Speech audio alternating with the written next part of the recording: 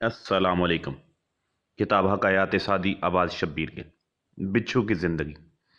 حضرت شیخ سعدی بیان کرتے ہیں کہ داناؤں نے لکھا ہے کہ بچھو کی پیدائش دوسرے جانداروں سے بالکل مختلف ہوتی ہے، اور جب اس کی پیدائش کا وقت ہوتا ہے تو اپنی ماں کے پیٹ کو کھانا شروع کر دیتا ہے، یہاں تک کہ ماں کا پیٹ پھاڑ کر باہر نکل آتا ہے اور جنگل کی جانب دوڑ جاتا ہے۔ حضرت شیخ سعدی بیان کرتے ہیں کہ میں نے اس نقطے کو ایک بزرگ کے آگے رکھا تو انہوں نے فرمایا کہ میں نے اس بات کو تسلیم کیا اور واقعہ ہی ایسا ہوتا ہوگا۔ میں نے عرض کیا وضاحت کریں، تو انہوں نے جواب دیا کہ بچپن میں اپنی ماں کے ساتھ ایسا سلوک کرتا، اس لیے جب بڑا ہوا تو اس کے ساتھ بھی ویسا ہی سلوک ہوتا ہے، ہر کوئی دیکھتے ہی اسے مارنے پر تل جاتا ہے۔ ایک باپ نے اپنے بیٹے کو نصیحت کی کہ بیٹا جو اپنوں سے وفا نہیں کرتا وہ داناؤں کی نگاہ میں ذلیل و رسوا ہو جاتا ہے، ہر کوئی اس سے دور بھاگتا ہے، وہ جیسا سلوک کرتا ہے ویسا کروا لیتا ہے۔ بچھو سے لوگوں نے پوچھا تو سردی میں کیوں باہر نہیں نکلتا؟ تو اس نے کہا گرمیوں میں میری کون سی عزت کی جاتی ہے جو میں سردیوں میں باہر نکلوں، یا گرمی ہو یا سردی ہو مجھے جوتے ہی مارے جاتے ہیں۔ سرکہ اور حلوہ۔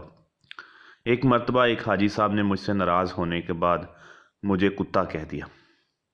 کچھ دن گزرے تو ان حاجی صاحب نے مجھے ہاتھی دانت کا بنا ہوا ایک کنگا تحفہ بھیجا۔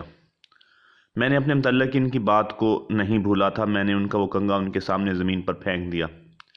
آپ مجھے کتا سمجھتے ہیں اور پھر یہ کنگا بطور ہڈی عنایت کرتے ہیں۔ میری عزت کے لیے یہی کافی ہوگا کہ آپ مجھے آئندہ اس برے نام سے یاد نہ رکھیں۔ اگر میں اپنی محنت سے حاصل کیا گیا سرکہ کھا رہا ہوں تو اس حلوے سے بہتر ہے جو کسی کا ظلم برداشت کرنے کے بعد حاصل ہو۔ جو شخص تھوڑے پر کانا ہے وہ بادشاہ اور درویش دونوں کو ایک جیسا سمجھتا ہے۔ دعا کی برکات۔ ایک شخص نے خواب میں دیکھا کہ قیامت آ گئی ہے اور مخلوق خدا ایک میدان میں جمع ہے۔ ہر شخص پریشان ہے اور سورج کی تپش سے زمین تانبے کی طرح تپ رہی ہے۔ دھوپ کی شدت سے سروں کے بھیجے کھول رہے ہیں، حد نگاہ تک سایہ نظر نہیں آ رہا۔ اس میدان میں ایک شخص ایسا ہے جو سائے میں نہایت مطمئن بیٹھا ہے۔ خواب دیکھنے والا شخص اس کے پاس گیا اور اس سے پوچھا تیری کون سی ایسی نیکی ہے جس کی وجہ سے تجھے یہ مقام ملا؟ جبکہ ہر کوئی اس وقت مصیبت میں مبتلا ہے تو آرام اور اطمینان سے بیٹھا ہے۔ اس شخص نے جواب دیا میں نے اپنے گھر کے باہر انگور کی بیل لگا رکھی تھی۔ ایک دن وہاں ایک بوڑھا شخص آیا اور انگور کی بیل میں اس نے آرام کیا۔ میں سمجھتا ہوں اس دعا کا نتیجہ ہے کہ میں آج آرام میں ہوں۔ پھلدار درخت جھکا ہوتا ہے۔ پانی کا ایک ننھا سا قطرہ بادل سے ٹپکا اور دریا میں آن گرا۔ اس ننھے قطرے نے جب دریا کی وسعت اور گہرائی کا اندازہ کیا تو اسے اپنی ذات نہایت حقیر محسوس ہوئی۔ وہ سوچنے لگا کہ اتنے بڑے دریا کے مقابلے میں بھلا میری کیا ہستی ہے، میں تو کسی شمار میں نہیں آتا، باقی بھی رہا تو کیا، فنا بھی ہو گیا تو کیا۔ قطرے نے یہ تمام باتیں نہایت عجز اور انکساری سے سوچی تھیں۔ ایک صدف نے اسے منہ کھول کر اپنے اندر کر لیا اور پھر اس کی پرورش کر کے اسے قیمتی موتی بنا دیا۔ یقیناً اسے یہ اعزاز و مرتبہ اس لیے حاصل ہوا کہ اس نے خود کو حقیر جانا، اور جس نے خود کو حقیر جانا وہی بلند مرتبہ حاصل ہوگا۔ گلہ بان کی نصیحت۔ ایران کا ایک مشہور بادشاہ ایک دن شکار کھیلتا اس جگہ جا پہنچا جہاں گھوڑے چرا کرتے تھے۔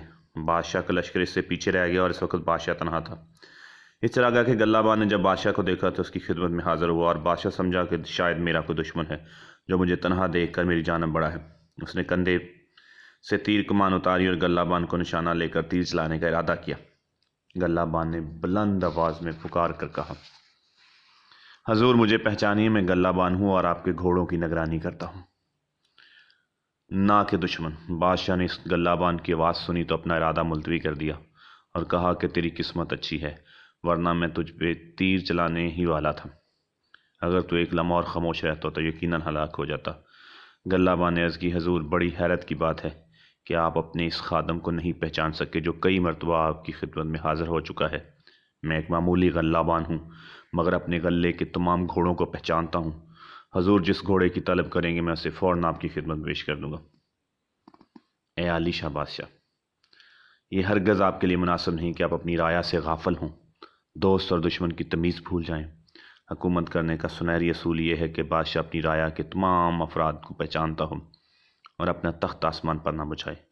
وہ زمین پر رہ کر مظلوموں کے دکھ درد سنے اور ان کا مداوع کرے، ہر فریادی کے دل کی پکار بادشاہ تک پہنچے۔ اگر کوئی ظلم کر رہا ہے تو وہ در حقیقت بادشاہ کی جانب سے ہے، کیونکہ کتا کسی کا دامن پھاڑتا ہے تو جواب میں کتے کا دامن نہیں پھاڑتا، اس کے مالک کا دامن پھاڑتا ہے۔ حکایات سعدی، عباس شبیر گل۔